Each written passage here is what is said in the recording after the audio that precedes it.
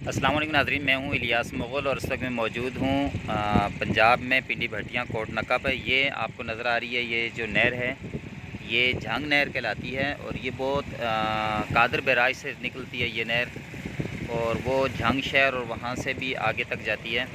आज पंजाब का जो मौसम है बड़ा खुशगवार मौसम है और यहाँ आज बारिश हुई थी। शदीद गर्मी के बाद आज यहाँ पर तकरीबन 1-1.5 घंटा जो यहाँ पर बारिश हुई है और उस बारिश की वजह से यहाँ का मौसम बड़ा खुशगवार है। तो मैं सांगला हिल की तरफ जा रहा था, रास्ते में ये पड़ती है ये नहर जो आपके लिए भी पेश नज़र है। आप यहाँ का आज मौसम भी देख सकते हैं, यहाँ नहर का नज़ारा भी कर सकते हैं और गर्मी आज जो है वो कम है, बल्कि अभी ना होने के बराबर है। ठंडी हवाएं जो हैं वो यहाँ पर चल रही हैं और यहाँ ये पीछे आपका जो नहर का नज़ारा है ये भी आपने कर लिया, देख लिया।